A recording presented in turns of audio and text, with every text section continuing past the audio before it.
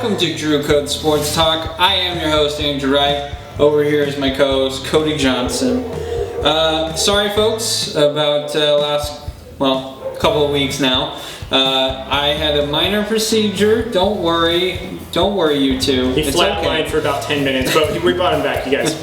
So, unfortunately, we weren't able to tape it, so it's completely on me. So sorry, you two loyal fans, but we appreciate you constantly watching. But yeah, so that's why we missed last week. So we get to talk about this week, which we essentially have the same questions, so that's good news. Cody, how have you been the last 2 weeks? Impatient, but I'm good. Just kidding. No, I've been having a heck of a time, especially with what's been going on, playoffs and LeVar Ball. Woo! That's all I gotta say. So, we talked about the 49ers, the trade with the Bears, right. Who got screwed and what, and we said our piece, but we didn't get to talk about our team. Right. And we didn't get to talk about the Raiders pick. Now, the Raiders, they drafted Gareon Conley. That was their first pick. He's got a pending rape allegation against him. It does sound like he's going to... he might not be charged. Okay. He had a meeting a couple of weeks ago with the police officers under his own will, so that's a good sign. He gave a DNA sample. He interviewed with the cops. They said that it looked good, but he basically said in the interview afterwards, he said, "I don't know where things stand." Okay. But that's just because they haven't said anything yet.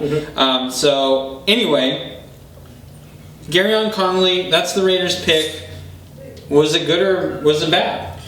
I think what makes this a difficult pick, and just on a player standpoint, great pick. Honestly, he was probably projected to be a top 10 pick, and because of this allegation, he fell all the way to our draft pick. And I'm glad that we got him because he was rated one of the number one cornerbacks in the whole draft. And that's what we need another cornerback. I know that we had Smith, we had Emerson, but our DBs were constantly getting burnt, or our secondary was letting us down. Other than obviously we need a lot of defensive help, linebacker core, nose tackle, defensive end. We're pretty solid with Mac. But all in all, we needed help on the outside, especially stopping the pass. Our run defense with Cleo Mack leading it would help, and we could use a lot of linebackers. But anyways, as far as the pick, I like the pick. What worries me is this rape allegation because it's very serious, and right now you can surrender all the DNA tests and all that stuff, and that's what would make me nervous. However, I am trusting the Raiders of what they did. The reason why is because, like what we talked about, is the Raiders about 5 or 6 years ago, you can even say, before Reggie McKenzie took over, they were known as the rough and tough bad boy Raiders. They'll take anybody that has a pulse that can play. And, you would see the repercussions come out with that player either suspended or whatever, or you couldn't control them. However, though, since Reggie McKenzie's come in and you put all these pillars of leadership in, I believe that it'll be stable, and I believe it'll be a slight distraction. Once it goes away, then it'll just be white noise and it's out the door. I like the pick. I really like the player, and I'm glad we have him. I just want to make sure that, I just don't want to make sure we lose our best guy before he gets on the field because of this incident. But all in all, I really like the pick. I'm really encouraged by it. I think it'll be a really great pillar. He's got size, he's got speed, and that's definitely what we need on the outside. So, yeah, I mean, cornerback was a need. For me, I'm okay if we would have just kept with Smith and Emerson. And the reason being is we lost like 3 or 4 linebackers this year, 2 of them who were starters. Reuben Foster was available. Yeah, I would have liked to see the Raiders go after him. And the reason being is the linebacker position, we really needed help. I mean, tight ends especially. We've, for the past 3, 4, 5 years, we have a hard time covering any tight end in the league. I mean, even someone as low as like a Jacob Tamme, and I'm not crapping on Jacob Tamme, but someone who doesn't have big gameplay all the time, just destroys us, and it gets really annoying after a while. Connolly can help with that a little bit because you could put a nickelback on him sometimes. I like Conley. I want to say that right away, and I actually believe From what I'm hearing, I believe that he will not be charged. So I don't want anyone to think I'm saying, oh, I don't think he raped anyone. I'm just saying, from what I'm hearing, it doesn't seem like he will be charged. And he sounds, and so do the Raiders, because they picked him, right. They sound very confident that they feel the same way. I just would have liked Reuben Foster, even at Jabril Peppers, and the reason I put Jabril Peppers up here is because of the whole tight end situation. Right. You could put him in a linebacker or safety position whenever you need him to. So he could swap positions in the middle of a game, and that could be really helpful. And he's very athletic. He can cover a lot of guys. He could cover a receiver if you need him to. Right, I agree. And, so that was my thought. Gareon Conley, I understand he was a top 10 pick. Reuben Foster was more top 15. I know Reuben Foster had his off the field issue at the NFL Combine where he yelled at like some nurse and a doctor and all that. But which one is lesser of the two evils? You know what I'm saying? So I do trust the Raiders to a point because Reggie McKenzie was on the hot seat until we got Khalil Mack and Derek Carr. Right. I honestly think though that especially with like today's game, it's going so fast that general managers aren't getting, I don't think, the necessary time to turn around a franchise.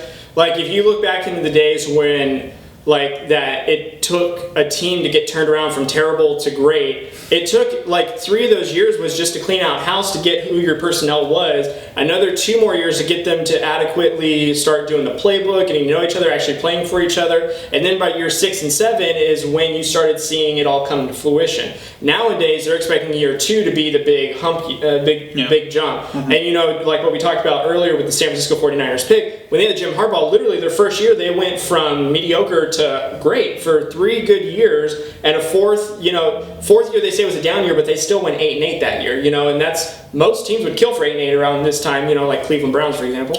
But anyways, I would have been okay with a Peppers pick just because he's a safety and linebacker. I know that he played mainly linebacker in college and he's trying to transition to safety. So I would think in the NFL that'd be a little interesting just because you're now learning on the fly. But 90% of DBs that are just being thrown in there hardly have any experience. You got DBs that are previous running backs or receivers or whatever other positions, but because they're so athletic, they're converting them over there because of the speed and the matchup on the outside. But because receivers are so crafty, they're getting away with it. But anyways, I would like Peppers because of that exact thing. Tight ends, they always eat us up in the middle. And we definitely need a linebacker that can play the coverage. And I get it, Bruce Irvin is tremendous, but he's a rush linebacker. He's not necessarily a cover. And that's why a lot of the times, even if it was a shifty back or a tight end, sometimes when you get elusive, he couldn't keep up with them because he's just going straight for the ball, which is fine. But you need somebody that can go side to side. You need someone that can cover. You need someone that, like a Sean Lee, for example, someone that could get there and be in the play all the time. Bruce Irvin, would get in the play, but you can also tell he would probably be trailing the play 9 out of 10 times, which is not what we need. We need him at the front of it. Yeah, and that brings up a good point. Khalil Mack, although he's very athletic, and God, we love him. Yeah. He's a very smart player. He's not the greatest in coverage. No. He can't cover a tight end, no question. When it comes to a screen, he's decent. I wouldn't say he's great, but he has some real good instincts on some of it, and a lot of times his instincts fail him. And so he's a great pass rusher. I'm not saying that. He's a great tackler. It's just that he has an issue covering in the passing game. Right. Is it a big time issue? No, but we'd like to be better because we keep getting creamed like that. Right. I look at the Saints and the Falcons game, for example. I mean, we just got destroyed in the secondary. Right. Sean Smith seemed like he was running behind Brandon Cooks and Julio Jones the whole game. So it's a little unnerving, but you can understand why Gareon Conley is there. He's a good cover guy. We're beefing the secondary. So to me, it shows that the last couple of years defensively, we've been beefing that secondary up, and then getting that pass rush, and then we're going to worry about the linebackers. We'll see how it pans out. I prefer going inside out. I like going D end, then going linebacker, and then secondary. That's just me personally. Right. But I don't have a general manager job. I'm not on the payroll of any professional team. So obviously, I don't know what I'm doing. So this is just my opinion, but I like Gareon Conley. I don't want people to think that I'm crashing on him. I just would have preferred Reuben Foster. I felt like that was a bigger need for us, specifically because we lost like 3 or 4 guys, and 2 of them were starters. Right.